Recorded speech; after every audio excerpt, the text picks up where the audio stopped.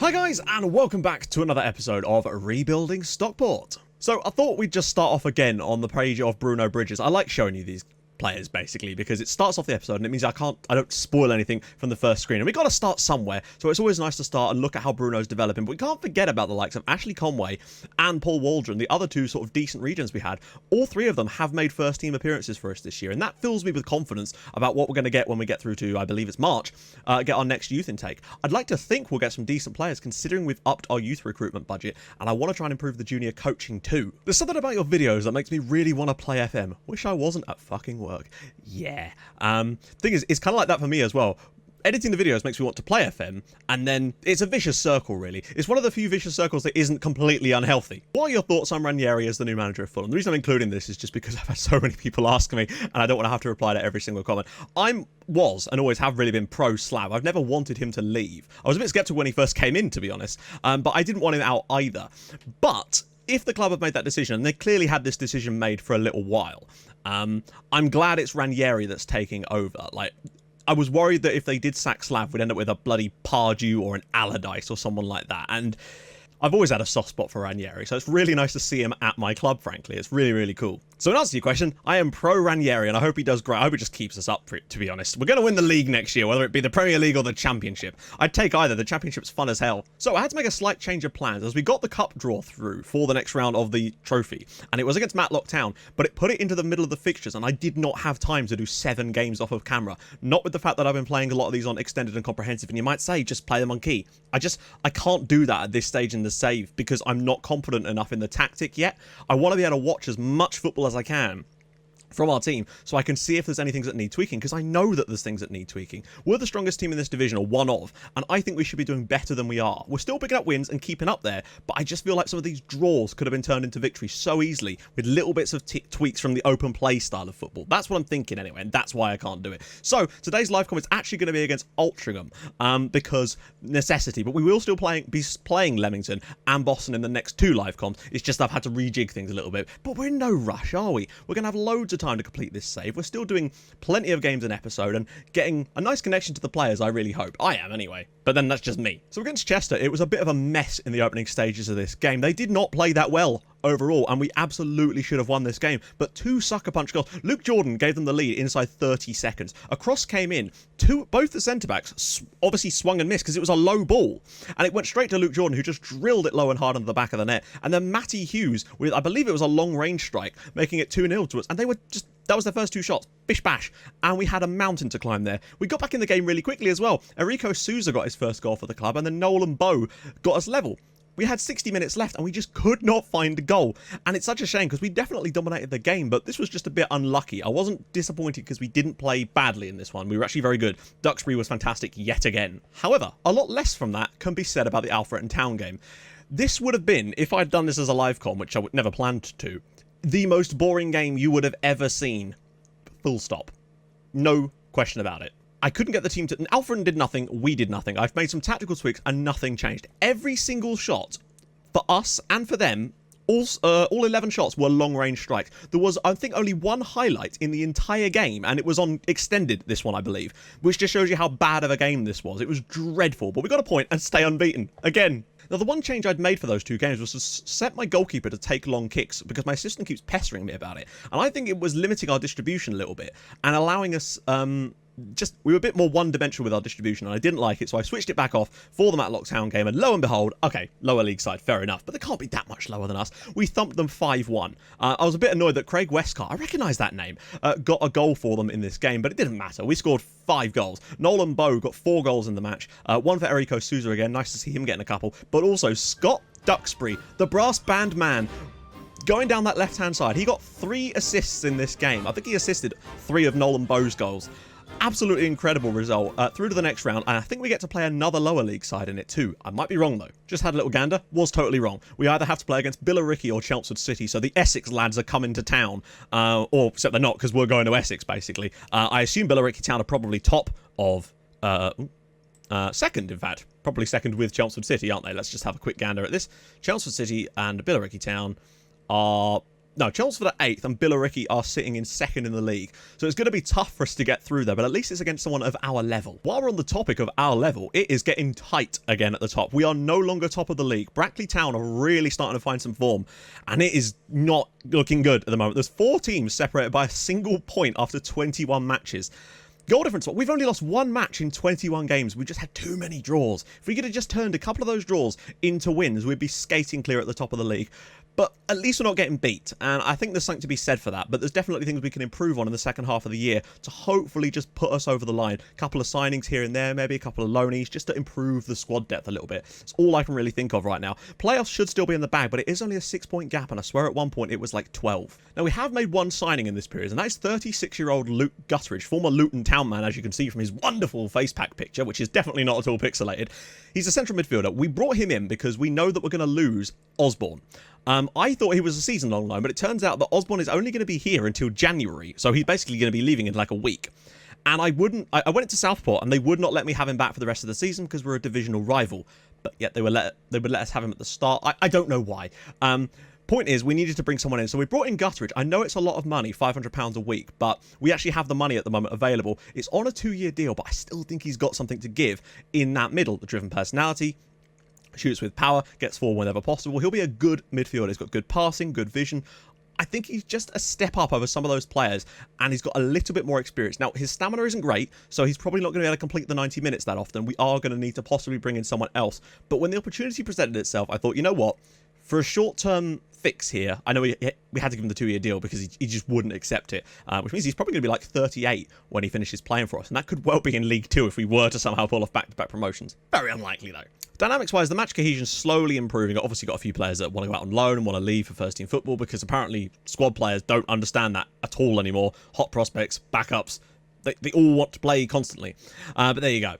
Dressing room atmosphere, however, is brilliant, as is the managerial support. So the squad are definitely still with me. The morale is still good, and that's really important. If we can just keep this going and not losing games. Now that I've said that, we will lose today, and it'll be like the first league defeat since Kidderminster. And this is no pushover. If they were to win, they'd go above us. We're the massive favourites still.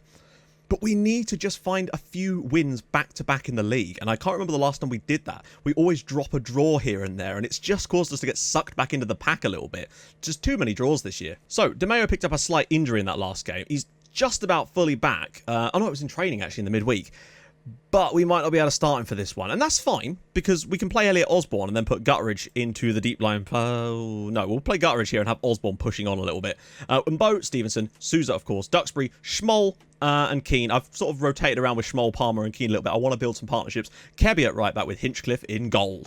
On the bench, Palmer, DeMeo, Mulhern, and Mantak. DeMeo could definitely maybe do a job later in the game, but we've got to be careful. Hopefully, we can get this win. I really, really want to see it. So the only changes I've made is before I had our goalkeeper potentially doing long kicks, and we drew both those games. We just didn't look as good. So I'm hoping that if we just stick to what we're doing, I know there's a couple of things that we could maybe change just to tweak this out, the open play style of football, because we're getting the goals from set pieces, to just make us that little bit better. I'm sure there's things we can do. We've got the cowans. They do have a deep line playmaker in Cowans. This is a system we generally perform quite well against as well. See, we're only 11th in the form standings at the moment, despite not having lost in that period. Where's Atkinson? I remember him. Didn't he get sent off against us when we played them earlier this season? And we've got to play Altrincham again soon. Yeah, the league table definitely hasn't turned itself off anymore, which is nice. Although I have got to adjust these. Still can't get over how weird that pitch was. That caused me to move all the stats around. Keane.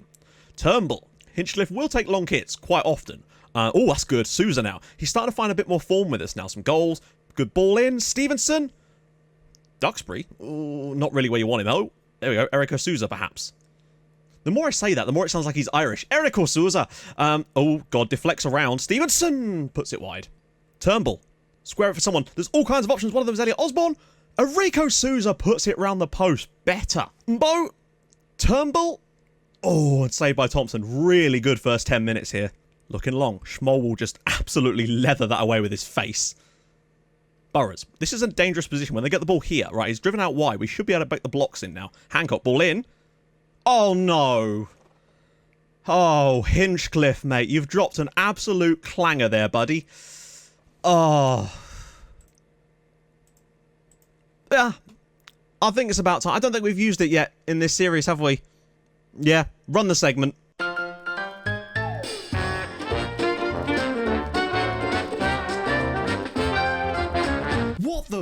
was that? Let's take a look at this. We've started this game so well. Chances created, lots of the ball. We should have got this ball away, but Hinchcliffe...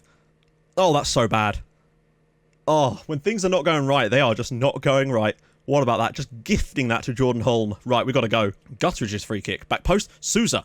And Bow. Oh, we've got Duxbury. No, Sousa, sorry. Eriko Sousa, ball in. Osborne!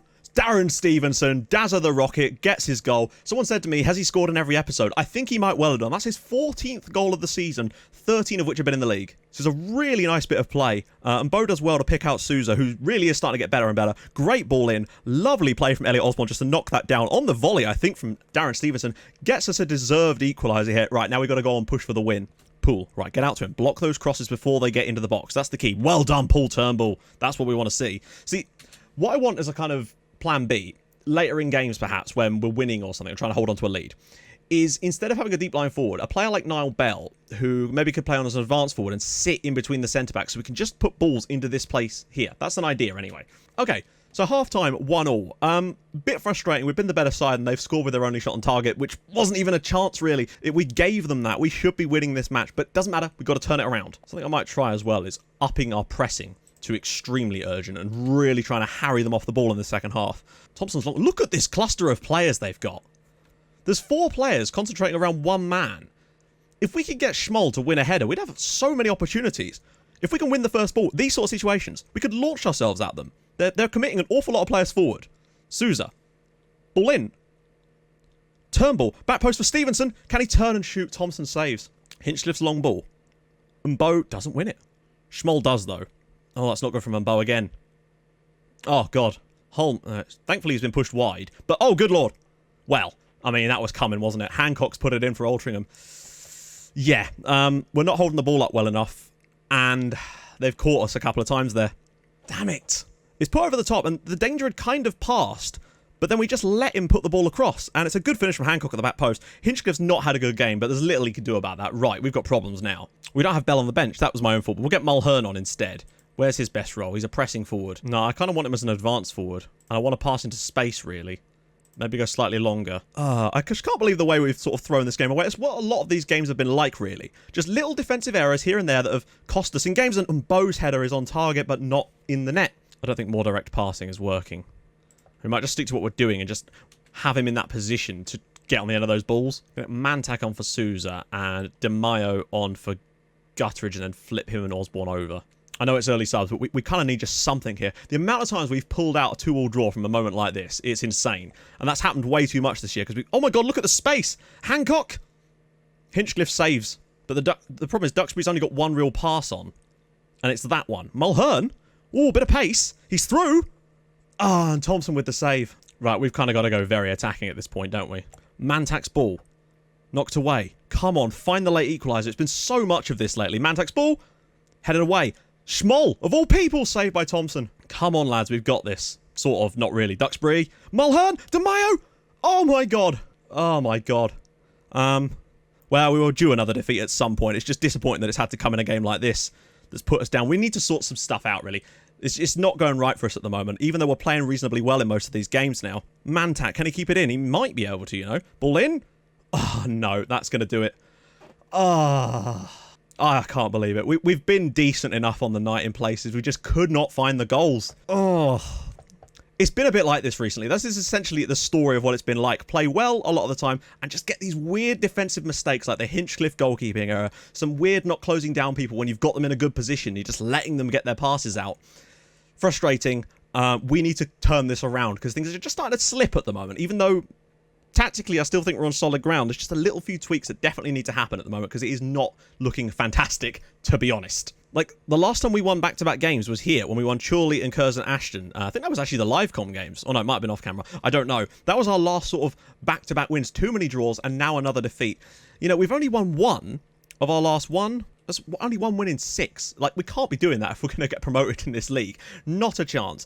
We need to make some changes, and I need to figure out what we're going to do, basically.